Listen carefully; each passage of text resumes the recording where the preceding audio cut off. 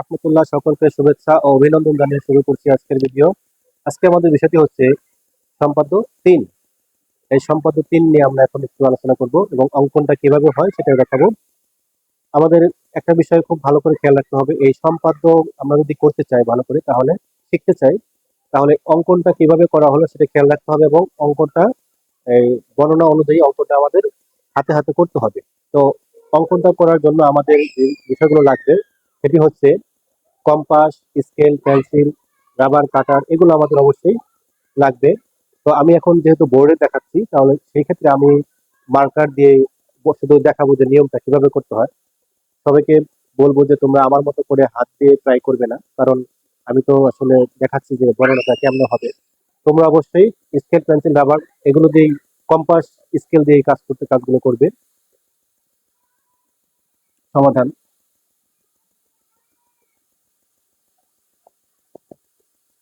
এখানে বলা হয়েছে ত্রিভুজের ভূমি সংলগ্ন দুটি কোণ, এবং পরিসীমা দেওয়া আছে। ত্রিভুজের ভূমি সংলগ্ন দুটি কোণ এবং পরিসীমা দেওয়া আছে। ত্রিভুজটি আঁকতে হবে। তাহলে এখানে আমরা প্রথমে নিয়ে নেব দুটি কোণ, এরপর হচ্ছে পরিসীমা। দুটি কোণ আমরা নেব এখানে, একটা হচ্ছে, এখানে আমরা দুটো কোণ নিয়ে নিব, একটা এক্স নাম দেবো আর একটা নাম দেবো আমরা ওয়াই। এই কোণটা হচ্ছে এক্স, এটি হচ্ছে ওয়াই। দুটো কোণ আমরা নিয়ে নিলাম।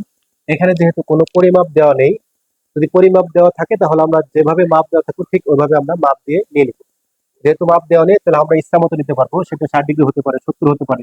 একটা যদি 70 নেই, একটা 75 নেবো, একটা 75 নিলে একটা 70, এভাবে করে আমরা একটু কম বেশ করে নিয়ে নিই। এখন আমরা দুইটা কোণ এবং একটা রয়েছে পরিসীমা, ত্রিভুজের পরিসীমা রয়েছে, তাহলে পরিসীমা সাধারণত আমরা 10 থেকে 11 সেন্টিমিটার নিব। তাহলে আমরা এখানে নেব 10 সেন্টিমিটার, মোটামুটি একটা আইডিয়া করে নিলাম আমরা যে পরিসীমাটা হচ্ছে পি। আমরা পরিসীমা ধরে নেব পি। তাহলে তিনটি তথ্য রয়েছে এখানে, ভূমি সংলগ্ন দুটি কোণ এক্স ও ওয়াই ধরে নিলাম, আর পরিসীমা হচ্ছে পি। তাহলে মনে করি বিশেষ নির্বাচন হবে এরকম, মনে করি ত্রিভুজের ভূমি সংলগ্ন দুটি কোণ এক্স এবং ওয়াই এবং পরিসীমা পি দেওয়া আছে, ত্রিভুজটি আঁকতে হবে। এখন হচ্ছে অঙ্কন। যে কোনো রশ্মি নেব আমরা, যে কোনো রশ্মি ডি এফ নেব, ডিএফ। যে কোনো রশ্মি ডিএফ থেকে এই যে পরিসীমা রয়েছে, পরিসীমা পি এর সমান করে আমরা ডিই অংশ কেটে নিলাম। তাহলে এখানে মাপ নিয়ে আমরা এখানে কেটে নিলাম ডিই অংশ।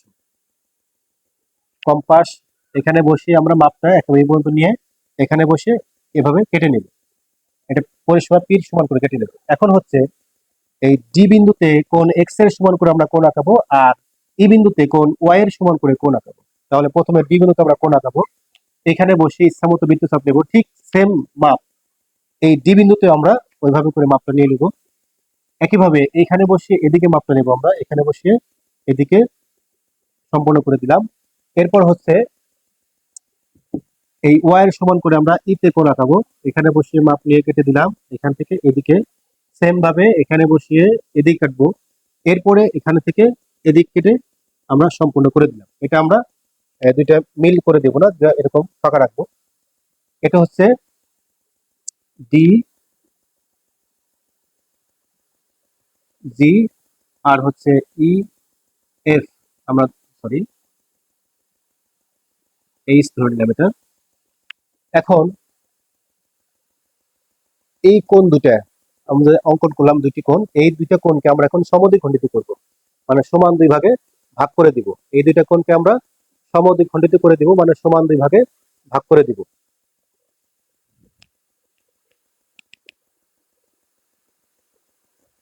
খেয়াল করি আমরা একটু, যে এখানে আমরা লিখবো এল এল এম দিলাম, এম।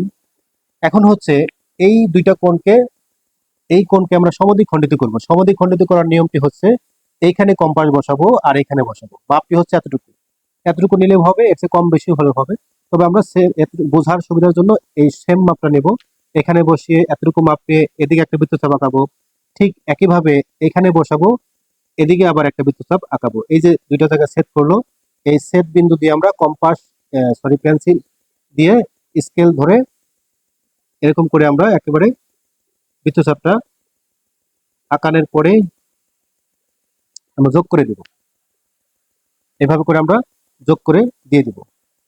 এরপর হচ্ছে এই পাশ, এখানেও আমরা সেম প্রসেসে কাজটি করব। এখানে বসিয়ে এতটুকু মাপে এখানে বৃত্তচাপ আঁকাবো, আবার এখানে বসিয়ে আমরা এদিকে বৃত্তচাপ আঁকাবো। তাহলে এই ছেদ বিন্দু দিয়ে আমরা বৃত্তচাপটি এই যোগ করে দিলাম, স্কেল বসিয়ে একেবারে এই বরাবর নিয়ে আসবে, যেটা ক্রস করে চলে আসবে।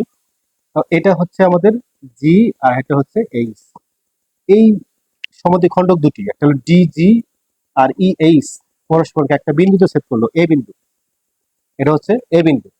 এরপরে যে বিষয়টি খেয়াল করতে হবে, এই পর্যন্ত করার খুবই সহজ বিষয়। এখন আমরা খেয়াল রাখবো আর একটু পরের অংশটুকু, যে এইখানে এই যে আমরা একটা বৃত্তচাপ আঁকিয়েছিলাম, ঠিক সেম বৃত্তচাপের মাপ নিয়ে এতে বসিয়ে এই বাহুর সাথে, এখানে বসিয়ে এই বাহুর সাথে আমরা একটা বৃত্তচাপ আঁকাবো। এরপর হচ্ছে এই ডি কোণের অর্ধেক মাপ নেব, এখানে বসিয়ে এই কোণের মাপ নিয়ে এখান থেকে আমরা এদিক কাটবো, এরপরে এটা যোগ করে দিব। সেম প্রসেসে আমরা এই পাশের এই মাপটা নিয়ে এখান থেকে এদিকে কাটলাম। এরপর হচ্ছে এই অর্ধেকের মাপ নিব আমরা, নিয়ে এখানে বসিয়ে আমরা এদিকে কাটলাম। এরপরে এটা সম্পূর্ণ করে দিলাম।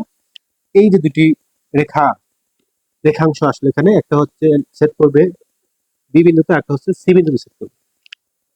এই বিই কে এই দুটি রেখা বি এবং সি বিন্দুতে সেট করলো, ডিই কে বি এবং সি বিন্দুতে সেট করলো। তাহলে এই এ বি সি হচ্ছে উদ্দিষ্ট ত্রিভুজ। এই হচ্ছে আমাদের সম্পাদ্য 3-এর কিভাবে অঙ্কন করতে হয় তার বর্ণনা। সকলে আমরা একটু বেশি বেশি প্র্যাকটিস করবো এগুলো, কারণ practice makes a man perfect. যে কোনো বিষয়ে যত বেশি প্র্যাকটিস করব অবশ্যই পারবো ইনশাল্লাহ। আর এই ভিডিওতে যদি কেউ কিছু বুঝতে না পারো অবশ্যই আমাকে কমেন্টে জানাবে। আমরা চেষ্টা করবো আরেকটু সুন্দরভাবে পরবর্তী ভিডিওগুলো সংশোধন করে সুন্দরভাবে বোঝানোর জন্য। সকলকে ধন্যবাদ জানিয়ে শেষ করছি। আসসালামু আলাইকুম ওয়া রাহমাতুল্লাহ।